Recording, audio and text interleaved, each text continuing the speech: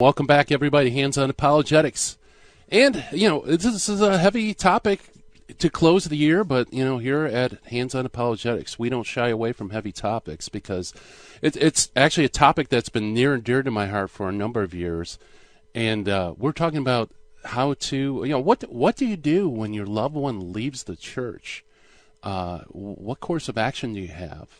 Many times you can't even speak to them, let alone explain the faith or do apologetics. Well, to help us kind of get on board as far as a regiment to work on ourselves and also bring them back through prayer and sacrifice is our guest, Maggie Green.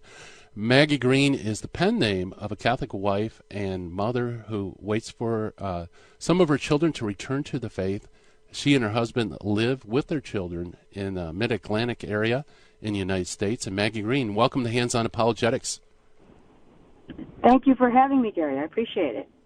Oh, thank you so much for writing this book, because it's a book that I think really needed to be written because there's nothing out there, really, as far as... Yeah, go ahead.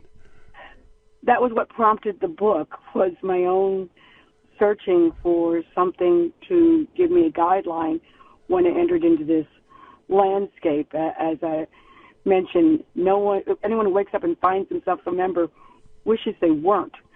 Yeah. And there's not a lot of resources out there for how to respond in a loving, evangelizing way that doesn't push away the person you're hoping to woo back. Yes. Yeah, absolutely. Yeah, and at my parish, for example, I tried to start a St. Monica group where we invite parishioners who had loved ones leave, that we'd get together for prayer. I could help answer any objections that maybe their loved ones, and we could pool resources. And quite frankly, it failed because I didn't realize that there's a kind of stigma. They were afraid that if people, I heard, were afraid to come to the group because they thought their neighbors might be there and somehow feel like they've failed as parents. Yeah, there is a real sense of guilt, like you failed at your fundamental obligation. When you baptize your children, you promise to raise them in the faith. And if you go about this faithfully, there's a presumption, and it's incorrect, that that will somehow keep all of your ducks in a row. And I put it this way: God created Eden, and his ducks went astray. Yeah. So we're much less capable of Eden than God, and so we have to allot for that pesky, vexing free will that we have. But it leaves us in a landscape of not knowing what to do or how to build a community, and that's, I think, part of the devil's design, is to make you feel isolated and ashamed and afraid to really talk about what hurts. Yeah. And that makes it hurt more. So I know that some people have tried to start up St. Monica clubs, with the proposal being simply to go to Mass, to maybe look at the book and maybe read a bit of it, and then discuss it over dinner, but talk about everything else in life as well. So that it's not solely focused on so much mourning your loss, but on building community, which helps strengthen you for weathering the storm. Yeah. Yeah, absolutely. Because it isn't a case of doing the steps to get them back. It's a case of loving them through their journey of wrestling with God. Yes. Yeah, absolutely. That was the impression I received too. You feel alienated. You feel like you're alone, that you failed somehow, even though God basically told you to be faithful. And, there is that free will. People can take gifts and throw them away. And also the feeling of, well, what do I do? What steps should I take? Now, was this actually a group that you started for the book, or how did the book come about? The book came about from my own searching for answers. Like you said, there's not much out there. And so I started scratching around, and I coined the phrase for myself that I was a member of the St. Monica's Club, because I was wanting people to come home. Yeah. And I felt it keenly at the Mass, the empty spot in the pew. And I understood intellectually. I understood what the objections were. But ultimately, you can't force a person to love. Right. And that includes loving God. What you can do is be a witness to them of God's love. That's your whole job from this point forward. And it is harder because they're not seeing the source of your joy. But that means you've been called to a special mission to pray and witness to the world, and in particular to your prodigal, be it your spouse, your brother, your child, your friend. Mm-hmm. You're supposed to be a joyful witness to them and to love them with everything that you got, and know that you're getting to experience a bit of Christ's agony in the garden. You're getting to be like Mary and have your heart be pierced.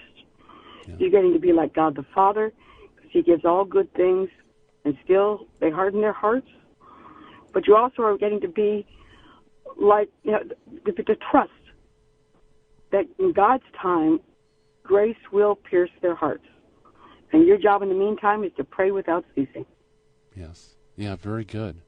And the charism, it's funny, St. Monica of all the saints, of course, she's kind of the patron saint of those who have loved ones lost. Maybe you could tell us a little bit about St. Monica and her background. Yeah, for those who don't know, St. Monica is the mother of St. Augustine, doctor of the church. But he wasn't always a doctor of the church. He was a son who got enamored with the world. He had a mistress.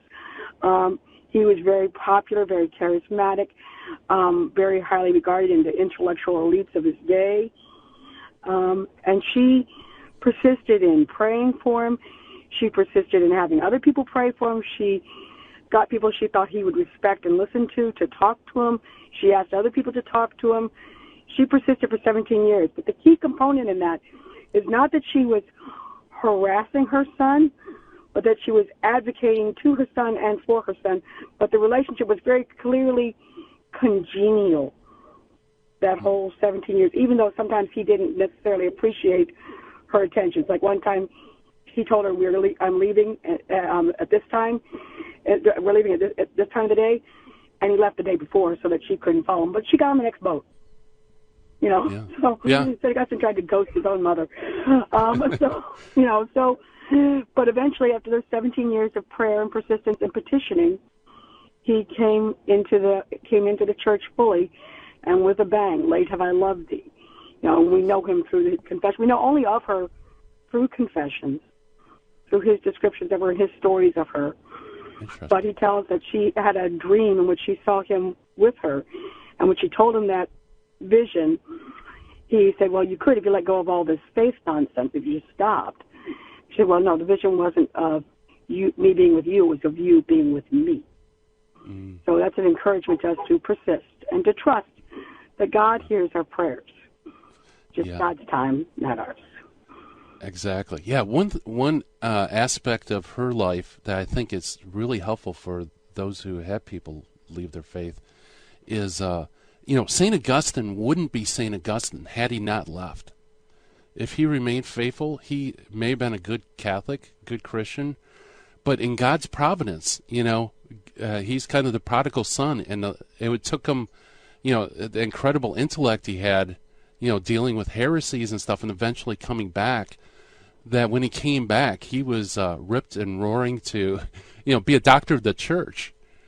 And he was on fire. Yes. Yeah, exactly. So, I mean, that's the one thing I take from St. Monica's. It's a heartbreak to have someone lose their faith.